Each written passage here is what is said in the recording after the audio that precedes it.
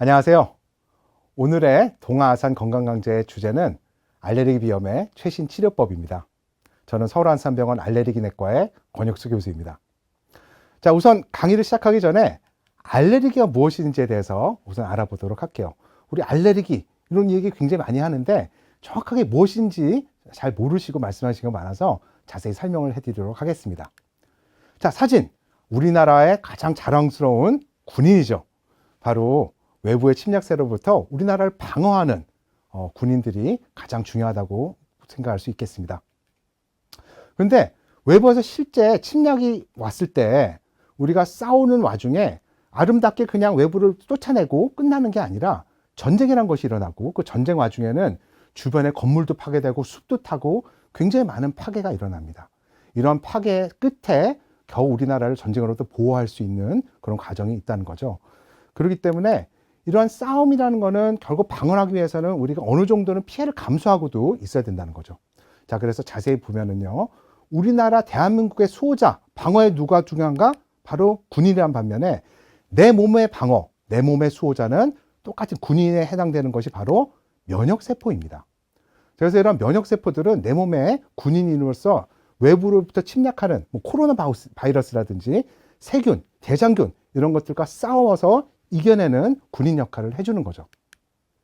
자, 이 사진은 우리 면역세포가 세균들을 잡아먹으면서 제거하는 사진입니다.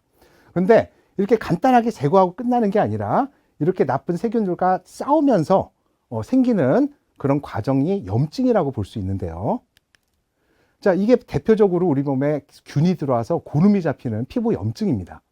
자, 그래서 아까 전쟁이라는 거, 군인이 외부 세력과 싸울 때 주변이 파괴되는 것처럼 내 면역세포가 외부의 군과 들어와서 싸울 때 주변에 이렇게 염증이 생기면서 파괴가 되고 빨갛게 되고 통증도 일어나지만 흉터도 잡히는 이런 상황들이 발생을 하는 거죠. 그래서 염증이라는 거는 이게 꼭 나쁜 것만이 아니라 내 몸의 방어 시스템이 외부의 나쁜 놈을 처치하는 과정에서 일어나는 어쩔 수 없는 과정이다라고 생각을 해주시면 됩니다. 자, 그런데 만약에 생각을 해보세요.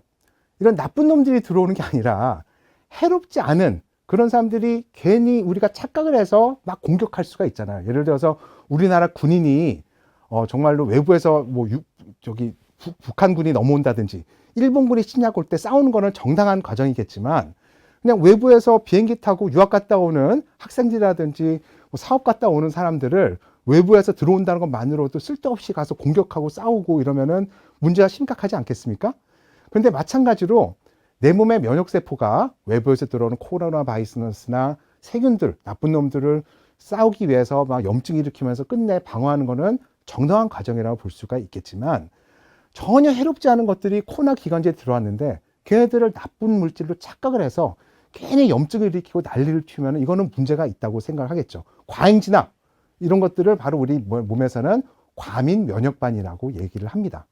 그래서 이런 예를 들자면 꽃가루 같은 것들, 사실 꽃가루는 인류의 역사와 함께 하지 않았습니까? 꽃가루가 코에 들어왔다고 해서 사실 별 문제 하나도 없어요.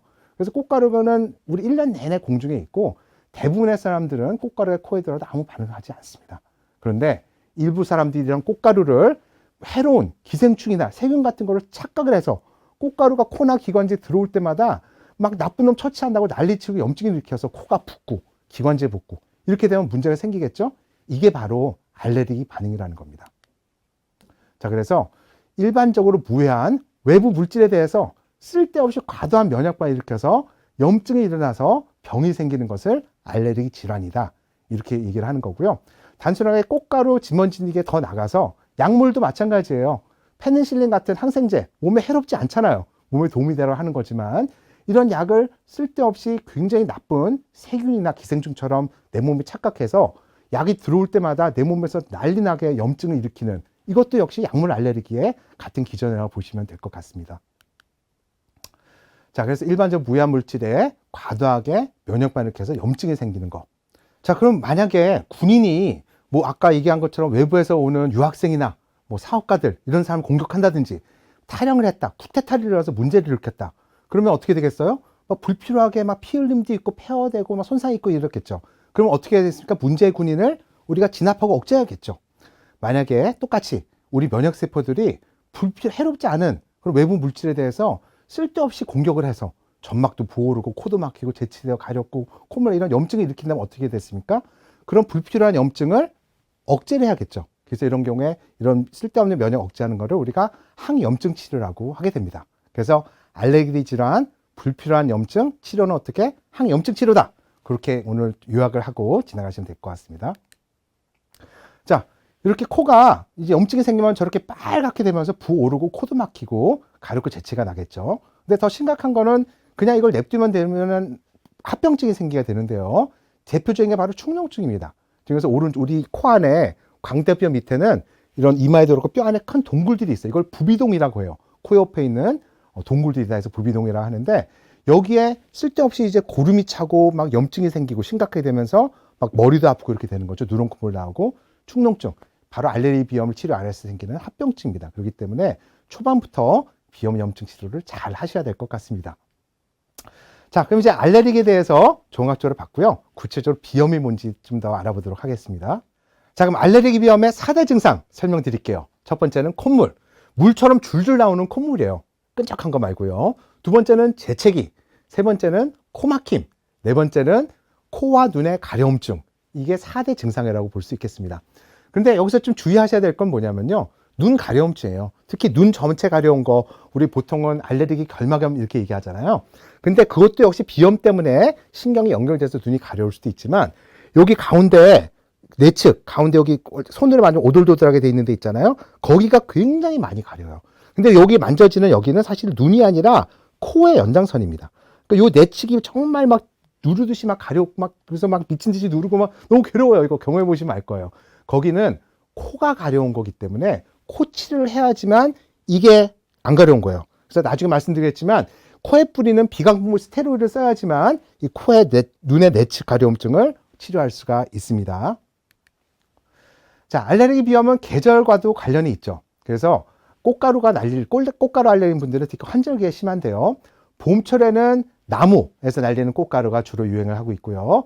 가을철에는 잡초에서 날리는 꽃가루가 유행한다. 그래서 사실은 우리나라 그 옛날에 나무가 별로 없던 우리 6.25 끝나고 그래서 나무가 정말 폐허가 됐거든요. 그럴 때는 정말로 가을철에만 알레르기 비염이 정말 심했는데 다시 이제 산이 복구되고 나무가 많아지면서 최근에는 봄, 가을 다 알레르기 비염이 심해지는 그런 계절을 겪고 있습니다. 반면에 꽃가루 말고 뭐 예를 들어서 진먼지니 같은 경우는 1년 내내 집에 있기 때문에 1년 내내 비염이 지속된다. 이렇게 보시면 돼요.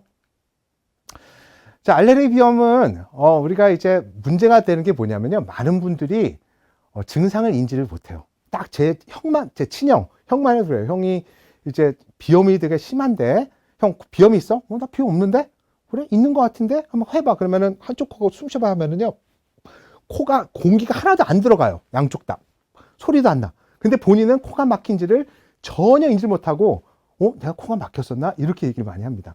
더 나아가서는 많은 비염 환자분들이 옛날부터 고생을 하도 많이 하다가 이도저도 치료해도 잘 안 되고 그냥 오래돼서 익숙하니까 그냥 이제는 참을만 하다 싶어서 본인이 그냥 괴로운 줄도 모르고 그냥 일상생활 합니다. 오늘 강의 들으시는 분들, 이렇게 강의 찾아 들어오신 분들 대부분 이렇게 오랫동안 치료해서 본인의 증상도 그냥 잘 인지 못하고 계신 분들 엄청 많다고 생각을 합니다. 그런데 이렇게 참을만 하다고 해서 그냥 치료 안 하고 넘어가시면 안 돼요. 왜냐면은 빙산의 일각이기 때문이라는 거죠. 그래서 비염의 증상은 느끼실 수도 있고 느끼지 못할 수도 있어요. 그렇지만 그 안에는 코에 엄청나게 많은 염증이 있는데 이런 염증을 그대로 놔두면은 합병증이 생깁니다. 단순하게 이런 증상이 생긴다는 걸 떠나서 이러한 수면장애, 학습 능력 장애, 만성 부기동력, 축농증, 천식까지 생길 수가 있어요. 비염이 오래 가시는 분들의 한 3분의 1 정도는 천식이 발생한다고 되어 있고요. 코가 잘 막히는 분들은 밤에는 제가 볼 땐 대부분 이런 수면장애가 발생합니다. 그리고 학생들은 당연히 수면장애가 있고 삶의 질 떨어지면은요, 낮에 집중력이 떨어지기 때문에 성적이 떨어지고 학습 능력에 장애가 돼요. 그래서 저는 특히 소아 비염 있는 분들, 어머니들에게 정말 비염은 공부를 잘하기 위해서라도 치료를 해야 된다라고 꼭 강조를 드리고 있습니다. 자, 그래서 비염은 요약하자면은 염증 질환이기 때문에 비염이잖아요. 그래서 비염은 증상을 조절하는 게 아니라 염증 자체를 조절해야 된다는 거고요. 염증을 조절을 하다 보면은 궁극적으로 나중에 모든 증상도 좋아지게 됩니다. 그리고 염증을 좋게 해준 치료약 대표적인 건 뭐냐면요. 비강분무 스테로이드다. 이렇게 이해하시면 되고요. 보조적으로 항류코티리에제라는 약도 있는데 이것도 역시 염증을 보조적으로 치료할 수 있습니다. 대표적으로 우리가 쓰는 항히스타민제 있죠. 뭐 지르텍이나 여러 가지 약국에서 쓰잖아요. 이런 것들도 당연히 비염에 좋은 약이지만 일시적인 오늘 하루 그런 증상들, 재채기 콧물, 가려움증을 해소해주는 약이지 염증을 좋게 해주는 약은 아니기 때문에 꼭 비강분무 스테로이드를 쓰시면서 항히스타민제를 보조적으로 쓰셔야 된다는 걸 강조를 드리고요. 이 얘기를 오늘 좀 더 자세히 해보도록 하겠습니다. 자, 치료제의 개념 두 가지 대해서 좀 설명을 드리고자 해요. 왼쪽에 있는 거, 웃고 있는 거, 증상을 좋게 해주는 거. 그러니까 증상을 지금 빨리 좋게 해주니까 괴로웠던 거 좋아지니까 기분 좋죠. 그죠? 그래서 많은 분들은 이런 내 증상을 빨리 좋게 해주는 치료를 좋아합니다. 반면에 병을 장기적으로 예방하고 관리하는 거는 느려요. 귀찮고 꾸준하게 해야 돼요. 그러니까 사람들이 잘 안 하고 잘 뭐 이렇게 귀찮아하고 합니다. 그런데 가장 중요한 건 뭐예요? 오늘의 증상을 좋게 하는 게 아니라 장기적으로 병을 예방하고 관리하는 게 사실 건강에 좋잖아요. 그래서 오른쪽에 약간 힘들더라도 오른쪽 치료를 강조하는 게 알레르기 비염에서도 역시 중요합니다. 폐결핵을 한번 예를 들어 볼게요. 자, 폐결핵. 기침을 하고 가래가 막 나와. 근데 기침과 가래를 억제하는 딱 먹었더니 기침도 안 나고 가래도 안 나와요. 굉장히 좋죠. 근데 이분이 만약에 나 다 났어 이러면서 폐결핵 치료도 안 하고 그냥 매일 기침 가래약 먹으면은 이게 제대로 된 겁니까? 이렇게 얘기하면 그렇지만 약간 미친 사람이죠. 당연히 폐결핵을 없애기 위해서는 결핵균을 죽이는 항결핵제를 먹어야겠죠. 그렇지만 항결핵제 먹는다고 하루 만에 기침가래가 좋아집니까? 전혀 그렇지 않아요. 굉장히 느리게 몇 주, 몇 달에 걸쳐서 서서히 좋아집니다. 그렇지만 항결핵제를 꾸준히 잘 먹으면은 궁극적으로 어떻게 돼요? 기침가래 증상이 다 없어지면서 완치가 되겠죠. 그렇기 때문에 천천히 증상 개선이 있더라도 치료제를 먹어야 됩니다. 또 암을 한번 비교해 볼 거예요. 암 환자가 막 아파 죽겠어. 그런데 진통제 맞을 때 안 아파요. 그랬더니 이분이 다 난 것 같다 하면서 항암 치료 받으셔야죠. 아니 하나도 안 아픈데 내가 왜 치료받아? 하면서 진통제 맞고 살아. 이분도 역시 제대로 된 분 아니죠. 아무리 효과가 빠르고 통증을 없앤다 하더라도 이건 증상 치료제일 뿐이고요. 가장 큰 암이니까 항암 치료든 암 수술이든 더 근본적인 치료를 받아야 됩니다. 그렇지만 바로 항암 치료한다고 통증이 없어집니까?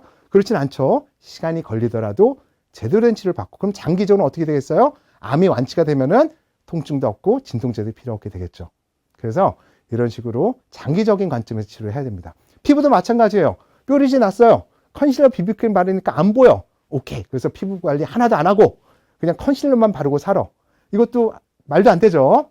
아무리 그렇다 하더라도 꾸준하게 피부 관리를 하면서 트러블 자체가 생기지 않게끔 예방 관리를 하는 게 가장 중요하겠죠. 자, 비염도 똑같습니다. 제가 길게 설명을 드렸지만 비염 치료에 효과가 가장 빠른 약은 바로 항히스타민제예요. 오늘 바로 콧물 재채기, 가려움 좀 없애주니까요. 먹자마자 한두 시간 내로 싹 좋아져요. 그렇지만 코막힘이라든지 많은 합병증 예방에는 전혀 도움이 되지 않고요. 장기적인 예방과 관리는 코에 뿌리는 비강분무 스테로이드를 쓰셔야 됩니다. 이게 염증을 없애는 약이기 때문이죠. 그렇지만 안타깝게 제가 오늘 이거 길게 설명드리는 이유는요. 이렇게 말씀드려도 많은 분들이 비강분무 스테로이드를 안 쓰세요. 오늘 쓴다고 오늘 효과가 없어요. 얘는 꾸준히 1, 2주 써야지만 효과가 나타나기 때문에 몇 번 심할 때 써보고 효과 없다고 해서 다 버리고 안 씁니다. 그래서 오늘 오늘 딱 한 문장으로 말씀드리면은 알레르기 비염은 염증 질환이기 때문에 제발 염증 없애는 비강분무 스테로이드를 매일매일 꾸준히 쓰십시오. 이게 오늘 강조점입니다. 자, 그래서 우리나라 알레르기 비염은 전체 국민의 한 15% 정도가 비염이 있다고 되어 있고요. 어린애들은 30%가 있습니다. 근데 이 친구들이 코 치료를 제대로 하지 않으면 아까 말씀드린 것처럼 수면장애, 축농증, 천식, 그리고 학습력 장애까지 생겨서 여러 가지 삶을 힘들게 살고 있어요. 그리고 눈 가려운 것도 코 치료 안 하고 매일 안약 눕고 이러면서 해결이 안 되게 힘들게 살고 있습니다. 그러면서도 약국 가서 항히스타민제만 사용하면서 제대로 치료가 안 되죠. 그래서 꼭 이런 비강물 스테로이드를 제대로 쓰십시오 라고 강조드리겠습니다. 앞으로는 이런 합병증에 대해서 하나둘씩 좀 더 자세히 알아보도록 하겠습니다. 자, 비염 환자, 이분들의 수면장애가 생기다고 말씀드렸잖아요. 근데 수면장애가 생기는 이유는 코 염증을 해서 코 점막이 부어올라서 코가 막히기 때문에 코가 막히면 코골이가 되고요. 또 코가 막히면 입을 벌리게 되는데 똑바로 누워서 입을 벌리고 자게 되면 혀가 뒤로 말려서 수면 무호흡증이 생깁니다. 그렇기 때문에 수면을 할 때는 뻥 뚫린 코로 숨을 쉬고 자는 게 이런 코골이와 수면 무호흡증을 막기에 중요한데요. 자, 이거는 뇌파를 찍은 사진이에요. 그래서 이제 알레르기 비염 환자들에게 뇌파를 찍었는데, 이 왼쪽에 보면 그래도 우두들하지만 그나마 난데 가운데 막 엄청나게 쭈글쭈글한 거 보이죠?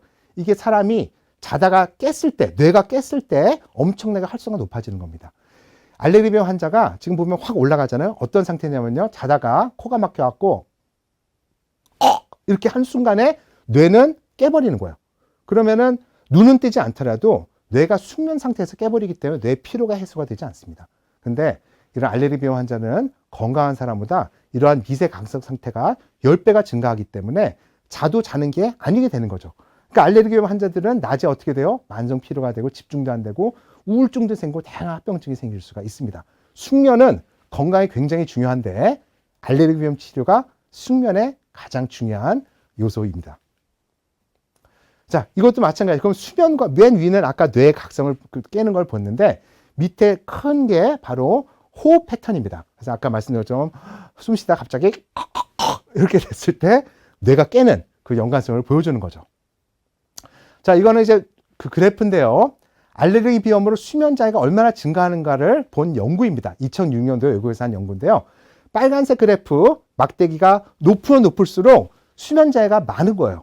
그래서 왼쪽 아래 보시면 불면증 환자도 2배 이상 많고요. 그중에서 진짜 심한 불면증 환자도 2배가 높고, 알레르기 비염 환자에서 수면 무호흡증 같은 경우는 알레르기 비염 환자에서 8배 가까이가 높다고 알려져 있습니다. 그러니까 낮에 피곤하니까 과도하게 졸렸고 수면하는 것도 훨씬 더 높게 알려져 있죠. 그리고 알레르기 비염 때문에 코골이가 있을 때 공부 능력, 학습 능력 장애가 얼마이냐를 본 건데요. 주황색 높으면 높을수록 아주 안 좋은 건데 정말로 코골이가 심하면 심할수록 학습 장애가 더 높아진다고 알려져 있잖아요. 그래서 이런 과학, 수학, 언어 모든 분야에서 정말 코골이가 심하면 심할수록 공부를 못한다. 그렇기 때문에 코골이를 예방하려면 어떻게 해야 돼요? 코에 비강부무 스테로이드를 뿌려줘야 된다는 걸 강조드리고 싶습니다. 그럼 이게 제가 그냥 단순하게 제가 그냥 주장하는 거냐? 논문이 굉장히 많습니다. 그래서 2018년에 알레르기 비염 및 결막염이 청소년들이 미치는 악영향에 대해서 종합적으로 분석한 논문이 있어요. 여기를 요약해드리면요. 정신적, 신체적 기능이 다 저하된다는 거예요. 그렇기 때문에 운동력도 떨어지지만 정신으로 할 수 있는 감정 모든 것들이 떨어지고요. 수면장애, 목류병, 코골이 증가하고 수면의 질 저하돼서 숙면 안 되고, 그러니까 성적 떨어지고 이런 것들이 삶의 질 전반적으로 다 떨어진답니다. 근데 알레르기 비염, 비강부무 스테로이드를 실제로 열심히 치료했더니 이런 삶의 질과 수면, 성적 등이 다 실제로 올라간다는 거예요. 그렇기 때문에 여러분 치료해야 되겠습니까? 안 해야겠습니까? 당연히 비염 치료 하셔야겠죠? 자, 그럼 비염 어떻게 진단할 수 있을까요? 자, 우선은 병원에 오시면요. 알레르기 비염은 원인을 찾는 게 중요합니다. 원인은 진먼진드기, 꽃가루서부터 개고양이 털, 바퀴벌레, 곰팡이 이런 것들이 있는데요. 여러분 이런 것들이 뭔가 굉장히 몸에 해로운 것 같잖아요. 근데 사실 다른 측면에 해로울 수 있지만 우리가 알레르기를 일으키는 거는 저 친구들이 미세하게 죽어서 가루가 돼갖고 그런 것들이 공중에 떠다니면서 먼지처럼 조금 코에 들어올 때 이런 알레르기 염증이 생기는 거예요. 그래서 일반인들에게는 저런 가루가 들어와도 코에 별 반응을 안 하겠지만 아까 초반에 말씀드린 것처럼 알레르기 있는 분들은 저런 것들이 조금이라도 코에 들어왔을 때 코에서 난리가 나면서 염증이 일어나서 병이 생기는 거죠. 그래서 이런 것들을 알기 위해서는 이런 등에다가 보통 피부 단자 시험을 합니다. 피부 시험을 하는 건데요. 이런 각각의 알레르기를 이제 외국의 유명한 회사들에서 이런 엑기스처럼 시약을 만들었어요. 그래서 그걸 한 방울씩 등에다 떨어뜨리고 바늘로 찔러서 거기에 두드러기가 생기는 것을 봅니다. 실제로 이렇게 해보면은 지금 보시면은 다양한 곳에서 빨갛게 두드러기가 오면서 빨갛게 됐죠. 저렇게 빨갛게 되는 곳이 바로 그 물질에 대한 알레르기가 있다라고 우리가 판독을 하게 됩니다. 그래서 많은 분들은 한두 개 있는 경우도 있지만 어떤 분들은 막 10개, 20개 이렇게 있는 경우도 있습니다. 이런 피부 시험 외에도 혈액 검사라도 이런 알레르기 원인 물질을 확인해 볼 수 있습니다. 또 하나는 이런 알레르기 원인만이 아니라 합병증에 대해서 우리가 확인을 해야 되는데요. 코 안에 이제 비내시경을 통해서 이런 물혹들이 있는지를 확인할 수가 있어요. 그래서 비염이 오래되면은요, 코 안에 봤을 때 저렇게 맑은 물혹 같은 것들이 많이 생기는데 저런 물혹이 많으면은요, 코를 꽉 막아서 코막힘도 해결이 안 될 뿐만 아니라 축농증이 잘 발생할 수가 있습니다. 그래서 비염이 있는 분들은 알레르기 원인도 찾고 또 실제로 코의 구조적인 문제가 있는지도 확인을 해서 이런 경우는 수술적 치료를 같이 하셔야지만 코가 뚫리면서 치료가 잘 될 수 있습니다. 네, 그러면 이제 앞으로 비염 치료에 대해서 자세히 설명드리도록 하겠습니다. 자, 비염 치료, 저는 3박자 치료라고 얘기를 하는데요. 첫 번째는 원인 물질을 피하셔야 됩니다. 물론 봄철에 꽃가루 피하기 어렵죠. 피하기 어려운 경우도 있지만, 예를 들어서 최대한 예를 들어 진먼지디기가 있다. 그러면 진먼지디로부터 우리 농도를 피할 수 있는 그런 방법들이 있습니다. 그래서 정확하게 원인 물질을 아까 진단을 하고 그 물질을 피하는 게 첫 번째겠고요. 두 번째는 약물 치료입니다. 이게 가장 중요한데요. 아까도 여러 번 말씀드렸지만 코에 뿌리는 비강포 스테로이드가 가장 비염에 중요한 치료가 되겠고요. 세 번째는 면역요법입니다. 면역치료라고 하는데 이건 약간 백신 같아서요. 어떻게 보면은 알레르기를 근본적으로 해결할 수 있는 그런 치료입니다. 그러니까 어떻게 보면 알레르기 치료에서 가장 좋은 치료는 면역요법이긴 한데요. 면역치료. 이건 또 시간적인 투자가 필요하고 비용도 있기 때문에 누구나 할 수 있는 치료는 역시 비강포 스테로이드고 더 좋은 치료를 받기 위해서는 면역요법 꼭 고려해 보시길 바라겠습니다. 자, 원인 물질 피하기. 이 사진 뭐냐면요. 진먼지 진드기를 확대한 사진입니다. 굉장히 예쁘게 생겼죠. 자, 이 사진 더 예쁜 사진입니다. 아, 이거 너무 이쁘죠. 제가 안경 한 번만 벗어볼게요.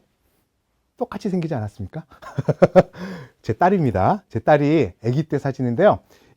이걸 보여주려고 한 게 아니라 저 옆에 제가 미국에 유학 갔을 때 사진인데, 미국에 유학 갔을 때 되게 이런 저렴한 아파트에는 다 저런 인공적인 카페트가 깔려 있더라고요. 근데 저런 인공 카페트에는 진먼지가 어마어마하게 많습니다. 그래서 사진을 찍어보면 저런 진먼지가 드글드글하고 살고 있고요. 실제로 어떤 인터넷 가보니까 누가 자기 핸드폰 위에다가 진먼지기 하나를 올려놓고 찍은 사진이에요. 이게 한 0.2에서 0.3mm 정도 되거든요. 1mm보다 작으니까 오늘 여러분 한번 찾아보세요. 아마 못 찾을 겁니다. 그런데 실제로 저렇게 사진도 찍을 수 있을 정도로 자세히 보면 있다. 그렇게 말씀드릴 수 있어요. 근데 이제 이런 진먼지 보시면 저 사진에 드글드글한 거 있지만 그 사이사이에 노란색 점점점 있잖아요. 그게 진먼지기 똥이에요. 두장 사이에 섞여 있는데 그런 노란색 점점점 이런 똥들도 알레르기를 굉장히 강하게 일으킬 수가 있어요. 그리고 저런 것들이 죽어서 각질이 되고 가루가 돼서 공중에 날릴 때 우리 몸에 다양한 알레르기 질환을 일으킬 수가 있는 거죠. 자, 진먼지기 특성을 알아야지 없앨 수 있지 않겠습니까? 진먼지기는 따뜻한 데서 잘 삽니다. 그렇기 때문에 춥거나 얼리면 죽어요. 습한 곳에서 잘 삽니다. 그래서 건조한 데서는 살지 못해요. 그래서 특히 이제 한겨울에는 막 이렇게 자라지 못하다가 이제 환절기나 이럴 때 따뜻해지고 습기도 높아지면서 굉장히 많고요. 장마철에 특히 굉장히 잘 살 수가 있습니다. 근데 환경이 적당하지 않으면은 아예 죽지 않고요. 그냥 자요. 동면을 하는 거죠. 그러다가 나중에 찾게 되면 또 다시 살아나서 하기 때문에 박멸을 하기가 절대로 불가능합니다. 우리 일상생활 발견되는 진드기가 총 13종인데요. 대표적으로 우리 알레르기를 일으키는 거는 두 가지가 있어요. 그래서 이 두 가지 진먼지 진드기가 전국의 모든 곳에, 지금 제가 강의하는 이곳에도 아마 다 있을 거로 생각하고 있습니다. 이 친구들은 사람 피부 각질을 먹고 살아요. 그러니까 피부를 막 뚫고 그런 건 아니에요. 무서워할 필요는 없지만 하고 싶은 얘기는 내 몸에 비듬이 떨어지는, 그러니까 뭐 잘 때 침대 많이 떨어지겠고 일상생활 모든 곳에 내 비듬이 떨어지는 곳에 진먼지가 살 수 있다는 거고요. 개고양이 알레르기랑은 완전 다르지만 개고양이를 키울 때 진먼지 알레르기가 더 심해져요. 왜냐면 개고양이가 어떻게 해요? 집에서 매일 그렇잖아요. 저희 강아지도 매일 하는 게 긁어서 집에 자기 피부 털과 각질을 벗겨내는 건데 모기가 많아지기 때문에 개고양이 키우는 집에는 진먼지가 더 많습니다. 그리고 얘네들은 천 안에서 붙어서 잘 사기 때문에 천이 있는 곳, 즉 매트레스, 베개, 카펫, 그리고 애들은 인형 같은 데서도 잘 살 수가 있어요. 그리고 알레르기, 진먼지기 자체의 똥도 알레르기 일으키고 죽어서 되는 가루도 일으키는데 똥이 특히 많은 알레르기를 일으킬 수가 있다고 알려져 있습니다.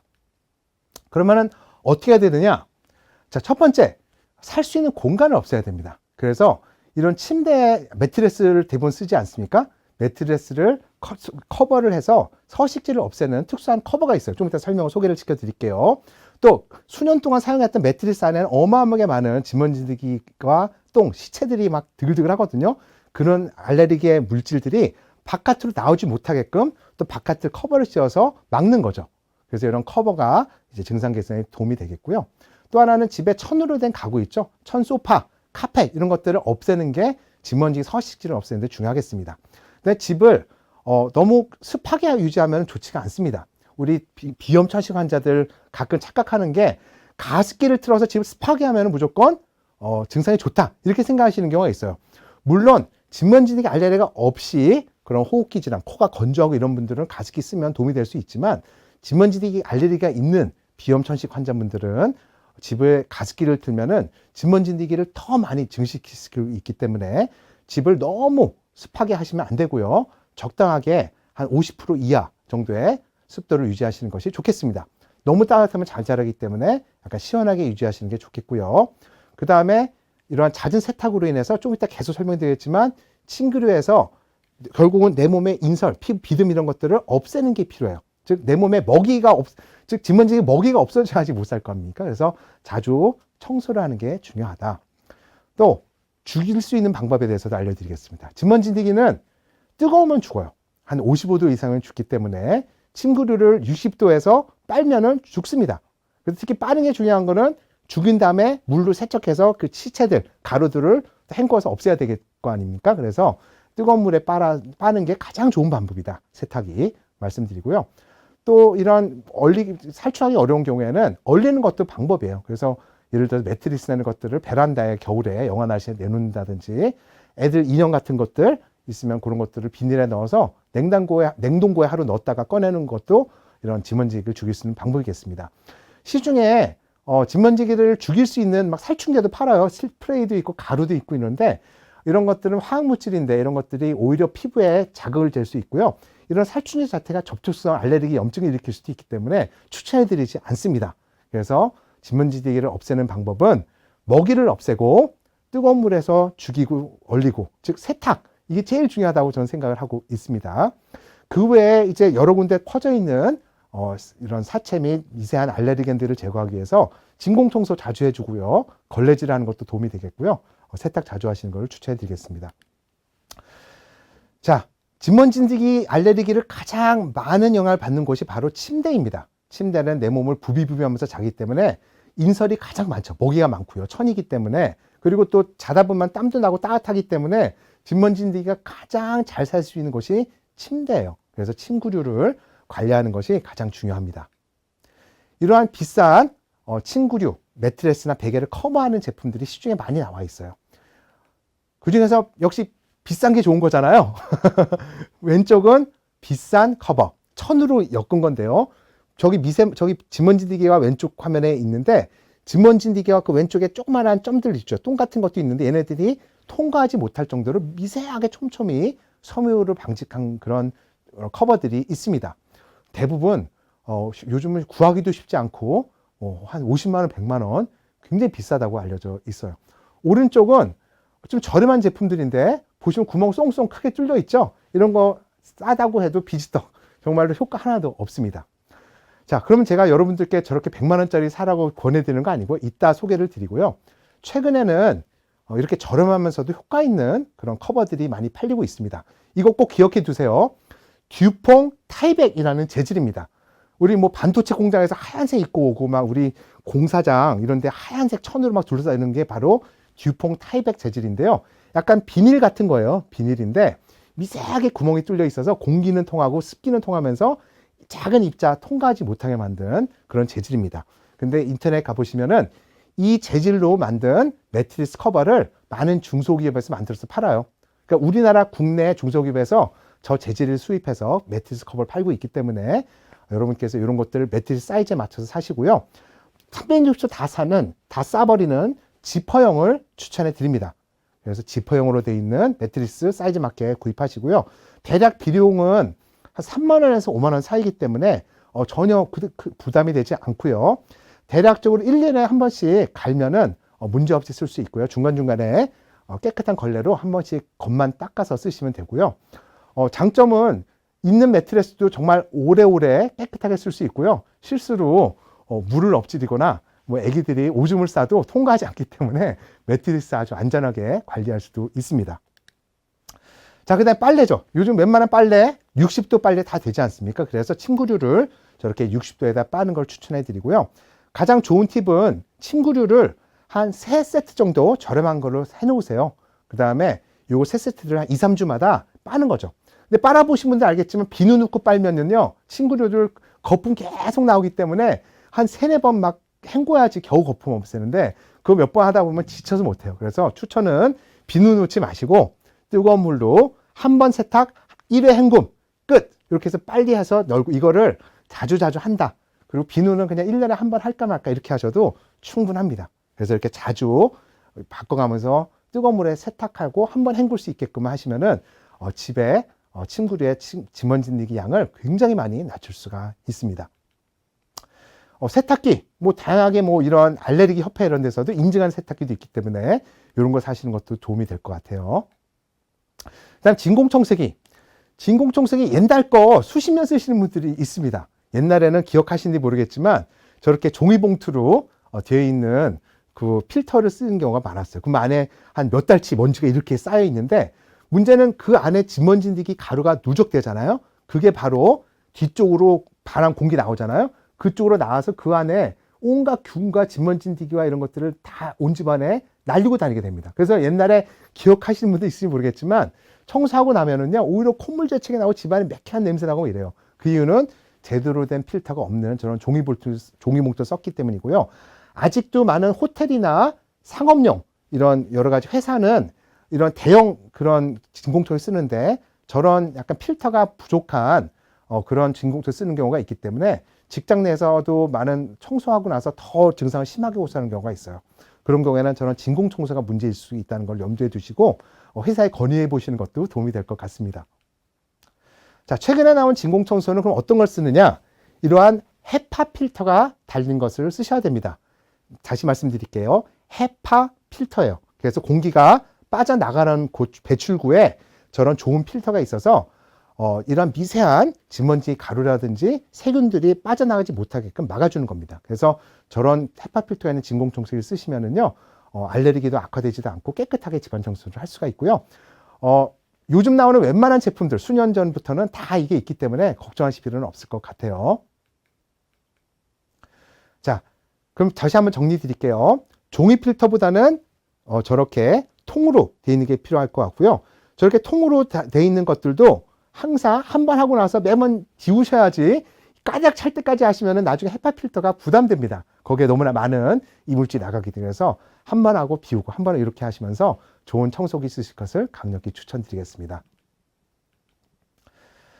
자, 이렇게 이제 진먼지 관리도 하고 뭐 이런 것도 하고 또 공기청정기도 일부 도움이 될 수 있어요. 그렇지만 제가 이런 공기청정기 이런 것까지도 강력하게 추천해 드리는 것 뭐 꼭 필요하다 이렇게 말씀드리지 않는 이유는요. 어떠한 방법을 쓰시더라도 완벽하게 없앨 수가 없습니다. 집에 작은 양의 진먼지니기와 작은 양의 꽃가루가 있더라도 알레르기 비염 환자들은 증상이 계속 지속이 돼요. 그래서 양을 줄이는 건 분명히 노력하셔야겠지만 더 중요한 건 뭐냐면요. 바로 좋은 치료를 하시는 겁니다. 뭐 밖에 나가면은 뭐 어디 가면은 항상 꽃가루 나는 것들은 항상 많잖아요. 그런 것까지 여러분들이 조절할 수가 없기 때문이죠. 치료제는 뭐가 제일 중요하느냐? 비강분무 스테로이드다. 이걸 쓰시면서 동시에 보조적으로 알레르기엔 양을 줄이는 노력을 하셔야 될 것 같습니다. 자, 코에 뿌리는 비강분무 스테로이드에 대해서 좀 더 설명을 드리도록 할게요. 자, 아까 초반에 말씀드렸죠. 약간 기분 나쁠 수 있겠지만 암 얘기 다시 한번 해볼게요. 암, 통증이 있을 때 증상을 좋게 하는 진통제. 효과는 빠르고 즉시도 있지만 병 자체 치료하는 건 아니죠. 이걸 증상 완화제라고 하고 일시적으로 증상만 감소하는 거다. 그렇지만 질병을 조절하는 치료는 질병조절제는 항암 치료고 이건 여러 번 반복해야 되고 꾸준하게 해야 되고 그렇지만 증상 개선 효과는 늦게 나타나지만 이게 더 근본적인 치료다. 강조드렸죠. 알레르기 비염에서 증상 완화하는 약은 뭐라고요? 항히스타민제입니다. 콧물, 우리 아니면 감기약 이런 거 많이 쓰잖아요. 이런 것들은 즉시 효과도 있고 판촉 효과도 있고 좋지만 증상 완화제일 뿐이고요. 제대로 된 질병 조절제, 가장 좋은 치료는 항염증 치료인 코에 뿌리는 비강분 스테로이드라는 것을 강조드립니다. 자, 이렇게 고개를 숙이고 뿌리는 건데요. 자, 요 사용 방법에 대해서는 오늘 제가 여기서는 길게 말씀드리기 어렵고요. 제가 유튜브에 권혁수의 알러지 스쿨, 찾아보시면요. 제 개인 채널인데 여기에 코에 뿌리는 비강부 스테로이드에 대해서 자세하게 올려놨고요. 또 보조적으로 식염수 코 세척을 하면은 비염과 충농치에 굉장히 많은 도움이 되거든요. 이 채널에 가셔서 자세히 방법 설명드리시면 될 것 같습니다. 이런 식으로 제가 직접 시연하면서 자세한 설명해 냈으니까 꼭 확인해 주시고요. 일시적 증상 조절하는 약 항히스타민제라고 말씀드렸잖아요. 항히스타민제 두 가지 강조를 드리면요. 첫 번째로는 졸려온 1세대 항히스타민제는 사용하시면 안 됩니다. 그러니까 우선 약사나 의사에게 이게 1세대인지 한번 물어보세요. 1세대라면 사용하지 않으실 것을 추천해 드리고요. 증상이 정말 심할 때 일시적으로 며칠을 써볼 수 있겠지만 몇 주 몇 달이고 쓸 것은 추천해 드리지 않습니다. 졸려서 오히려 공부도 더 못하고 낮에 집중도 못하고 삶의 질이 더 떨어질 수가 있어요. 2세대 항히스타민제는 대부분 졸렵지가 않습니다. 일부는 졸려올 수 있기 때문에 졸렵지 않은 약을 찾아가시면 될 것 같고요. 이런 졸렵지 않은 2세대 항히스타민제는 솔직히 말씀드리면 평생을 매일매일 먹는다 하더라도 부작용이 거의 없어요. 세상에서 가장 안전한 약 중에 하나가 2세대 항히스타민제입니다. 안심하고 드셔도 되고요. 대부분 위도 괜찮고 간도 괜찮고 콩팥도 괜찮고 내성도 안 생기고 중독되는 약도 아니에요.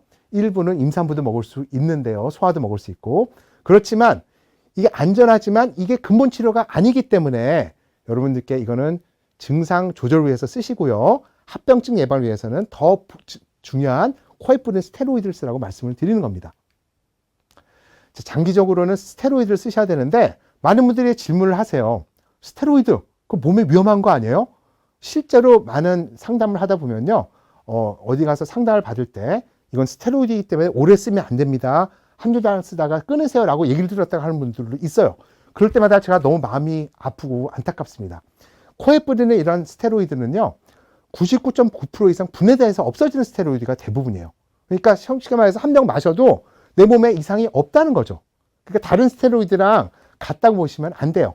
코에서 염증만 없애고 코를 더 건강하게 유지시켜주는 그런 약이지 절대로 장기적으로 써서 문제가 되는 스테로이드가 아니다라는 걸 명심해 주셔야 합니다. 그래서 매일 써도 안전하고요. 대신 오늘 뿌린다 오늘 효과가 없고요. 일주일 이상 꾸준히 사용해야지만 증상 개선 효과를 느낄 수 있기 때문에 썼다 안 썼다 가끔 심할 때 썼다 아무 효과 못 느낄 수 있다는 걸 강조드립니다. 그리고 말씀드린 눈 내측 여기 가려울 때는 이거 쓰셔야 된다 말씀드리고요. 누적 효과다. 그렇지만 가장 좋은 약이다 강조드려요. 근데 제가 아무리 비강분무 스테로이드가 안전하다 효과 좋다 얘기해도 또 이게 그래도 막 미심쩍게 안 믿으시는 분들이 있을 수 있을 것 같아요. 그래서 제가 몇 가지 논문들을 소개시켜 드릴게요. 이건 2017년도에 나온 논문인데요. 요약하자면은 최근 나오는 비강분 스테로이드는 심지어 임산부에게도 안전하다라는 논문이고요. 그 다음 논문이 2020년에 나온 건데 최근 나온 비강분무 스테로이드는 소아에게도 오랫동안 안전하다 이런 얘기고 또 2020년에 나온 거 당연히 성인에서도 장기적으로 몇십 년을 써도 안전하다 이런 내용입니다. 그러니까 대부분의 요즘 나오는 비강분 스테로이드는 만 2세부터 허가가 되어 있는데요. 만 2세짜리 아기서부터 정말 노인분들까지 수십 년을 꾸준히 쓰더라도 안전하다. 오히려 그렇게 써서 아까 얘기한 대로 천식과 불면증, 그다음에 수면장애 이런 것들을 해소해서 좋은 삶의 질 유지하는 게 더 건강한 삶의 비법이라는 것을 강조드립니다. 자, 약물치료 다음으로 마지막으로 삼박지치료 세 번째 면역요법에 대해서 말씀을 드리도록 할게요. 자, 이 면역요법은요. 내 면역 체계를 아예 바꿔버리는 거예요. 면역 체질을 개선한다. 이렇게 보시면 되는데요. 어떻게 보면 알레르기의 근본적인 치료가 할 수 있어요. 아까 알레르기는 외부 물질을 쓸데없이 과잉으로 반응한다고 말씀드렸는데 그렇게 과잉으로 반응하지 않게끔 내 면역 체질을 다시 교육해서 바꿔놓는 치료라고 보시면 될 것 같아요. 그런데 이 면역 치료는 이렇게 3년에서 5년 동안 이런 식으로 주사를 맞던지 아니면은 혀 밑에 약을 넣던지 알약을 혀 밑에 넣는 방법도 있고 이런 식으로 해서 3년에서 5년 동안 장기적인 치료를 하셔야 됩니다. 그래서 꾸준하게 할 수 있는 분들에게는 어떻게 보면 가장 좋은 치료라고 말씀드릴 수 있고요. 저희 서울 아산병 알레르기 내과 이렇게 외래를 오시면요. 저희 면역치료실이 따로 있습니다. 여기 오셔서 이렇게 주사, 이건 제 스스로도 면역치료를 5년 받았어요. 그래서 제 스스로 받는 건데, 요를 주사를 단계별로 있어서 이거를 제 팔에다가 보통 한 달에 한 번씩 5년 동안 넣으면은요, 굉장히 증상이 좋아집니다. 저도 주사를 맞고 한 6개월 만에 증상 개선이 굉장히 있었고요. 1년 후에는 뭐 약을 거의 한 반 이하로 쓸 정도로 됐고요. 최근 들어서는 증상이 거의 없이 잘 지내고 있을 정도로 효과가 좋은 치료라고 강조드리고 싶습니다. 그래서 요약을 하자면요.